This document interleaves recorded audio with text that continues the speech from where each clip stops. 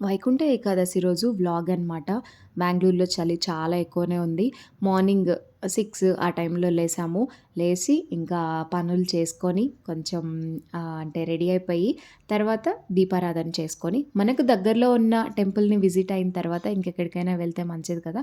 So, అందుకని అలా అంటే దీపారాధన చేసేసుకున్న తర్వాత ముగ్గు కూడా ఇలా చిన్న ముగ్గేసాననమాట నాకొచ్చినట్టు. నరసింహస్వామి దేవస్థానం ఉంది. సో, అక్కడికి వెళ్ళి అక్కడ కూడా ద్వారదర్శనం ఉంది. అక్కడ కూడా దర్శనం చేసేసుకొని, ఇంకా మేము వరప్రద వెంకటేశ్వర స్వామి టెంపుల్‌కి వెళ్ళాము. సో, అక్కడ మీకు చూపిస్తాను. ఎంత క్యూ ఉందంటే, అంటే మరీ ఇంత క్యూ ఎక్స్‌పెక్ట్ చేయలేదు. చాలా ఎక్కువ మంది జనమున్నారు. కానీ నీట్‌గా, నిదానంగా వెళ్ళిపోయామనమాట. టైం అయితే 2 అవర్స్ పట్టింది దర్శనంకి. సో, అలా వెళ్ళిన తర్వాత లోపల డెకరేషన్ ఉంది. చాలా అంటే చాలా బావుందనమాట. కానీ వీడియోస్ తీయనివ్వలేదు. ఫోటోస్, వీడియోస్ నాట్ అలౌడ్ అని చెప్పారు.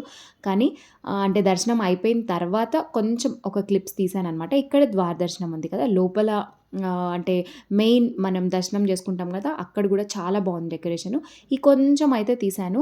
నాకు అంటే టెంపుల్స్‌లో ప్రసాదం చాలా ఇష్టము. మా గుడిలో అయితే పొంగలి అంటే నాకెంతో ఇష్టమనమాట. ఇక్కడ కూడా పొంగలి ఉంటదేమో అని ఎక్స్‌పెక్ట్ చేశాను. కానీ ప్రసాదం లడ్డు ఇచ్చారు. కానీ లడ్డు కూడా చాలా అంటే చాలా టేస్టీగా ఉంది. బాయ్.